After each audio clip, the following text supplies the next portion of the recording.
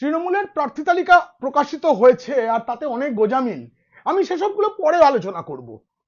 আমি কারণ আজকে যেটা বলতে বসেছি সেটা আমার নিজেরই বিশ্বাস হচ্ছে না, অথচ সেটা আমার শুনতে হয়েছে। কেন শুনেছি, কেন বিশ্বাস হচ্ছে না, সব খুলে বলবো। মমতা বন্দ্যোপাধ্যায় ভোটের আগেই ইস্তফা দিয়ে দিতে পারেন।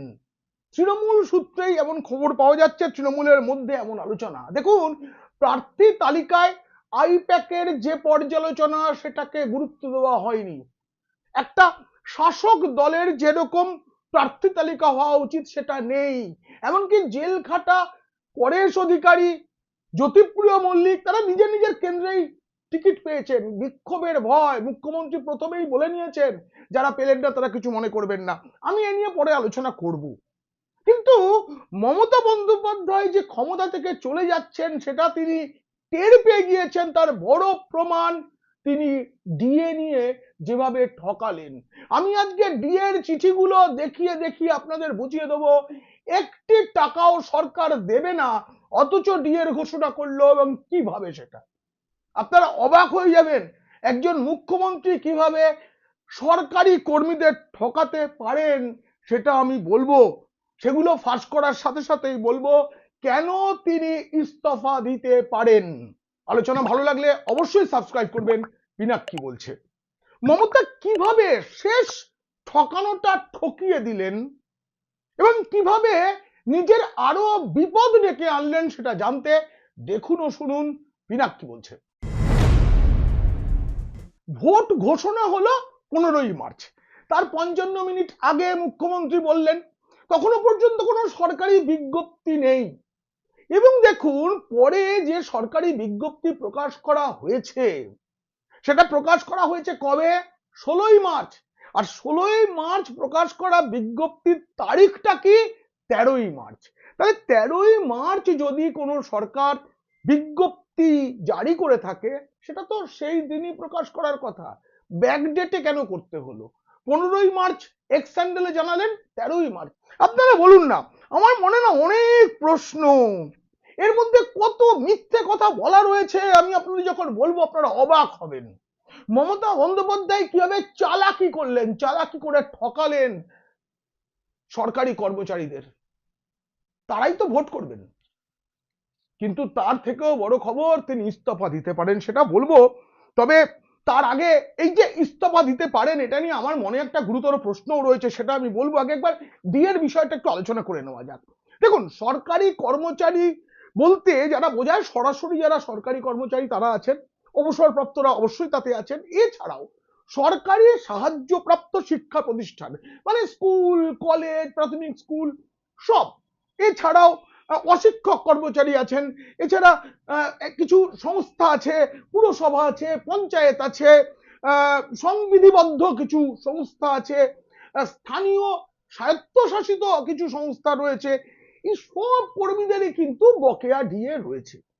কিন্তু নবান্নের সেই সই না করা বিজ্ঞপ্তি, 3টে বিজ্ঞপ্তি, তাতে অনেকখানি চালাকি আর চালাকি। অর্থ দপ্তরের অডিট ব্রাঞ্চ থেকে জারি হয়েছে এই নির্দেশিকা। কি কথা আছে, 2008 সাল থেকে 2019 সালের মধ্যে যারা চাকরিতে যোগ দিয়েছেন তারা বকেয়া ডিএ পাবেন, এমনটাই 5ই ফেব্রুয়ারি শীর্ষ আদালত রায় দিয়েছিল। এই যে তালিকায় অনেক ভাগ করা হয়েছে, একটি ক্ষেত্র ছাড়া কোথাও বলাই হয়নি কবে ডিএটা দেওয়া হবে এবং কিভাবে দেওয়া হবে। একটি ক্ষেত্র ছাড়া কোথাও বলা হয়নি, পুরোটাই ধোঁয়াশা। ভাবটা এমন, সেই মনে আছে প্রত্যেকবার, এবার তো আগে থাকতে লক্ষ্মীর ভান্ডারের টাকা বাড়িয়েছেন, প্রত্যেকবার তিনি কি করেন, ভোটের আগে বলেন জিতে এলে বাড়াবো। এবারও তাই, আমাকে জিতিয়ে আনো তবে আমি বাড়াবো। আর যদি জেতাতে না পারো তাহলে এই সমস্ত টাকা পয়সা দেওয়ার দায়িত্ব শুধুমাত্র পরের সরকার যারা করবে তাদের দায় হবে। এমন ভাবে সাজানো হয়েছে। বলা হয়েছে যে 2016 থেকে 2019, দেখো 2008 থেকে 2019 এই সময় যারা সরকারি চাকরিতে যোগদান করেছেন তাদেরই তো বকেয়া দেওয়ার কথা। ভাগ করা হয়েছে 2008 থেকে 2015, যেই সংখ্যাটা সবচেয়ে বেশি এবং যাদের সবচেয়ে বেশি টাকা দিতে হবে সেই অংশটাকে ভাগ করা হয়েছে। আরেকটা ভাগ করা হয়েছে 2016 থেকে 2019। এই ভাগ কে করতে বলেছে কেউ জানে না, সুপ্রিম কোর্ট এমন কিছু বলেনি। তাদের বকেয়া ডিএর একটা কিস্তি মার্চ মাসের মধ্যেই দেওয়া হবে। খুব ভালো কথা, মার্চ মাসের মধ্যে 31শে মার্চেই দিয়ে দেওয়া হলো, কিন্তু কেউ সেই টাকা খরচ করতে পারবেন না। অনেকেই ভেবে রেখেছিলেন ডিএর বকেয়া পেলে বাড়ির লোনটা একটু শোধ করে দেবো, কেউ ভেবেছিলেন একটা গাড়ি কিনবো, কেউ ভেবেছিলেন ছেলে বা মেয়ের পড়াশোনার জন্য খরচ করব, কিন্তু অসুস্থ হলে চিকিৎসার জন্য ওই বকেয়ার অংশের যেটুকু পাবেন সেটা খরচ করতে পারবেন না, এমন চালাকি এর ভেতরে রয়েছে। আর দ্বিতীয় কিস্তিটা কবে দেওয়া হবে? 2026 সালের সেপ্টেম্বর মাসে, মানে পুজোর মুখে মুখে। তখন কে সরকার আমরা তো জানি না, এখনো পর্যন্ত জানি না, কিন্তু এটা কেন করলেন এই চালাকি? হেরে যাবেন ধরে নিয়েই তো, তা না হলে কাজ কেউ করে? এতদিন আগে সুপ্রিম কোর্ট রায় দিয়েছে দফায় দফায়, বারবার সরকার বলেছে, সরকারি আইনজীবী বলেছেন রাজ্যের ডট ডট ডট ফেটে যাবে, তখন 50 থেকে কমিয়ে 25 করেছে, তারপরেও দেননি, কিছুতেই তো দিলেন না। একের পর এক সুপ্রিম কোর্টের নির্দেশ অমান্য করে একজন মুখ্যমন্ত্রী নির্বাচনে যাচ্ছেন। এখনো যে 26,000-এর চাকরি গেছে তাদের মধ্যে যারা দাগি, তাদের টাকা পয়সা ফেরত নেওয়ার যে নির্দেশ সুপ্রিম কোর্ট দিয়েছিল, তার 1 নয়া পয়সা ফেরত নেয়নি সরকার। বলা হলো কি 2016 জানুয়ারি থেকে 2019 সালের ডিসেম্বর পর্যন্ত যারা সরকারি চাকরিতে যোগ দিয়েছেন তাদের বকেয়ার একটা অংশ এখন, বাকিটা কতটা অর্ধেক অর্ধেক বলা হয়নি, কিন্তু খালি বলা হয়েছে প্রথম কিস্তি দ্বিতীয় কিস্তি। প্রথম কিস্তিতে 5,000 টাকাও তো হতে পারে, আর দ্বিতীয় কিস্তি মানে পুরোটা মিলবে সেটা হচ্ছে সেপ্টেম্বর মাসে গিয়ে।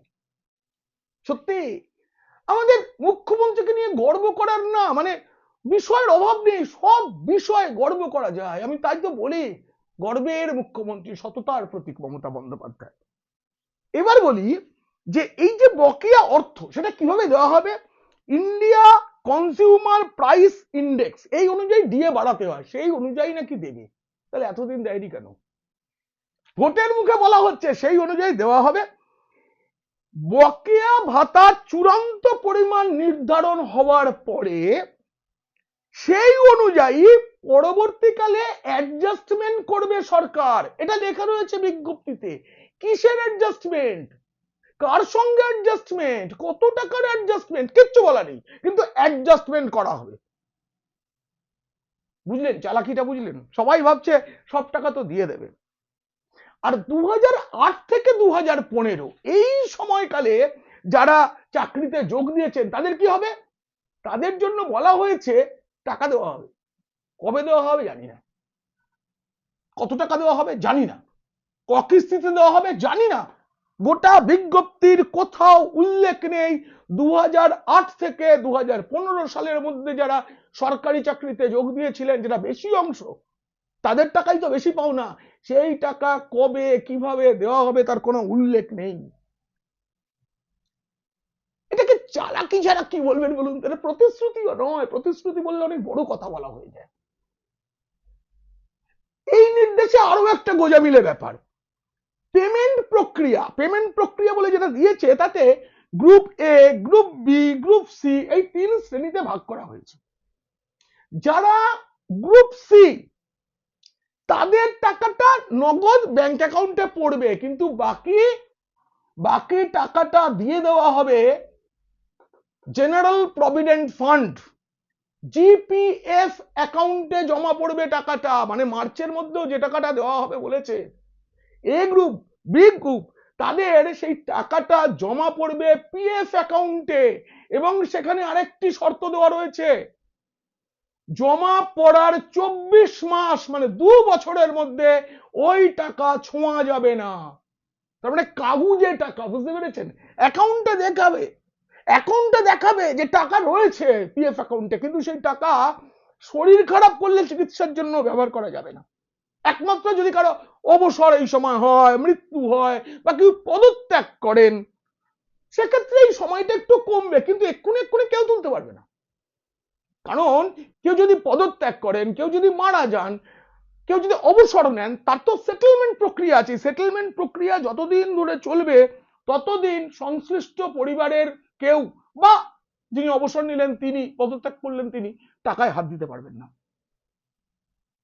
এর জন্য যে এসওপি সেটা সরকার তৈরি করেনি, বিজ্ঞপ্তি জারি করা হয়েছে, তোমরা টাকাটা পাবে না, তুলতে পারবে না, কিন্তু কিভাবে তুলতে পারবে তার একটা এসওপি দিতে হয়, স্ট্যান্ডার্ড অপারেটিং প্রসিডিওর। সেই এসওপিটা নাকি ঠিক হয়নি, সেটা পরে ঠিক হলে জানানো হবে। বলুন, এটা চালাকি করে ঠকানো নয়? মানে জামাই ঠকানো বাংলায় খুব বিখ্যাত, এই জামাই ঠকানোকে অনেক দূর ছাড়িয়ে গেছে। প্রতারণা, এটা আর্থিক প্রতারণা। মুখ্যমন্ত্রী রাজ্যের সরকারি কর্মীদের সঙ্গে প্রতারণা করছেন। এবং আরো বলে দিই যে শিক্ষক শিক্ষিকা, অধ্যাপক অধ্যাপিকা বা পুরসভায় যারা সরকারি অনুদান প্রাপ্ত সংস্থায় কাজ করেন তাদের টাকা দেওয়া হবে কি বকেয়া? মেবি এই শব্দটা লেখা রয়েছে ভেতরে, মানে দেওয়া হতেও পারে, না দেওয়া হতে পারে, পরে অর্থ দপ্তর ভেবে দেখবে। এবং সেটা প্রকাশ করা হলো ভোট ঘোষণার পরে। কেন? কারণ এখন রাজ্য সরকার ক্ষমতায় নেই, বলবে আমি ঢাল নেই, তলোয়ার নেই, আমি এক নিধিরাম সর্দার, আমি কি করব, আমি কি সিদ্ধান্ত নেব, যেটুকু টাকা আছে সেটুকু। 13ই মার্চ সিদ্ধান্ত যখন হয়েছে তখন মুখ্য সচিব একজন ছিলেন, এখন তো অন্য একজন মুখ্য সচিব, তার উপর দায়টা চাপবে। তো এসওপি তৈরি হয়নি, মানে তৃণমূল যদি ফিরে আসে তবেই তুমি টাকা পেতে পারো, আর যদি ফিরে আসতে না পারে তাহলে তো পরের সরকার দেখবে। আর তৃণমূল যদি ফিরে আসে তখন তো আমার আরেকবার সুপ্রিম কোর্টে যাব, কেন তুমি টাকা দিলে না, কেন তুমি এসওপি বানালে না, এসব বললে আবার তার যুক্তি দেবেন বহুমূল্য আইনজীবীরা, আবার মামলা চলবে 6 মাস 1 বছর, করতে করতে আবার একটা ভোট এসে যাবে, আবার একটা প্রতিশ্রুতি।